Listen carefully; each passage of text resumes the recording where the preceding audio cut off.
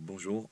Alors, très rapidement, ici, on a là une paracha extraordinaire, qui est la paracha Toldot. Toutes les parachiotes sont extraordinaires. Et Toldot nous apprend tout de suite un point fondamental. Ce point est le suivant. Yitzhak a prié à Kadosh Baruch Hu parce que sa femme était stérile, ne pouvait pas avoir d'enfant. Et Rivka, son épouse, a prié également. Le terme pour dire que Yitzhak a prié est Vayater. Le terme pour dire qu'il a été exaucé, c'est Vayater aussi. Vayater lo. C'est lui qui a été exaucé. Donc prier, exaucer font partie du cycle que Akadosh Baruch Hu nous permet. Et chaque prière est entendue. Comment se fait-il?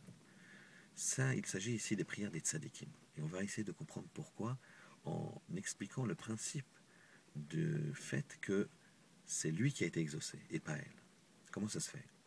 Rashi nous dit, parce que la tfila d'un tzadik, ben tzadik, la prière d'un tzadik, fils de tzadik, est beaucoup plus puissante que la tfila d'un tzadik, ben racha. Or, elle, son père, c'était Batuel, c'était un racha. Yitzhak, son père, c'était Avram, c'était un tzadik.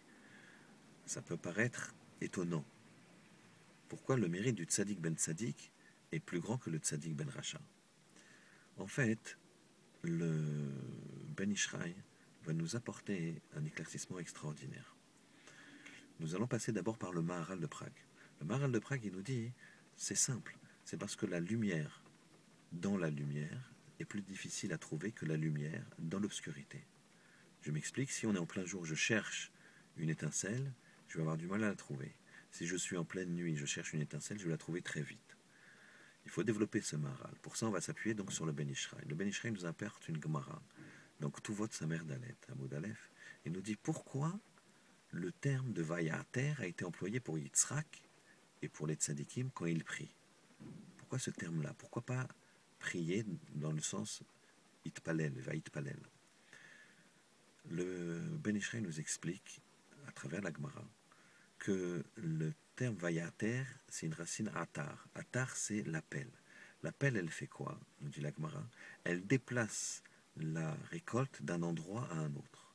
De la même façon, la prière d'un tzaddik déplace les midot d'Hachem d'un endroit à un autre. Et la mida de Rogez, la mida de colère, à un endroit de Rachamim. Et donc on change l'attribut d'Hachem de colère, puisque quand il y a quelque chose de bloqué, c'est qu'Hachem il est entre guillemets en colère, Rogez. Et pour débloquer les choses, on passe à Rachum, la Rachmanot, Rachamim. Et ça c'est Vaetar. C'est l'appel qui fait changer, qui déplace un élément vers un autre élément. Et donc, quand on analyse, nous dit le Ben Ishraï, la valeur numérique du mot Rogez et du mot Rachem, on obtient les éléments suivants. Rachem, c'est 248, valeur 248. Rogez, c'est 216. Quand on fait 248 moins 216, on obtient 32.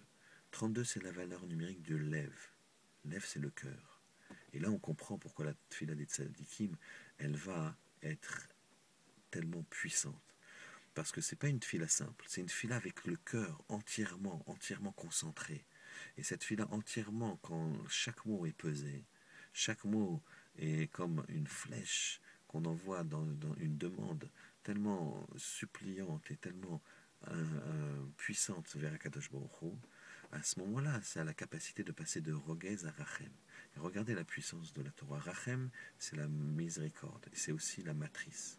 Rachem, c'est la matrice, et qu'est-ce que va récupérer Rivka à travers la tfila de Yitzhak, qui fait passer de la colère, Rogez, à la Rachmanout, Rachem? Elle va récupérer une Rachem, une Rechem, une matrice. Et avec ça, elle pourra avoir un enfant. C'est extraordinaire. Et maintenant, en ce qui nous concerne, qu'est-ce que ça nous apporte? Nous aussi, on doit se concentrer dans la tfila.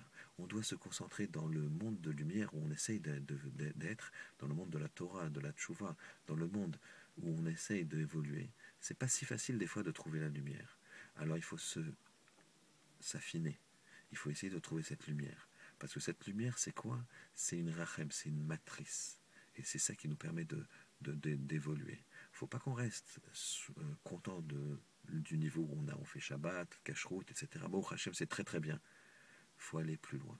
Il faut mettre ce rachem, cette matrice-là, dans notre vie et trouver la lumière dans le système de lumière dans lequel on est. Et comme ça, on pourrait se rapprocher d'Hachem et vivre une vie de Torah et Kedusha. Shabbat Shalom.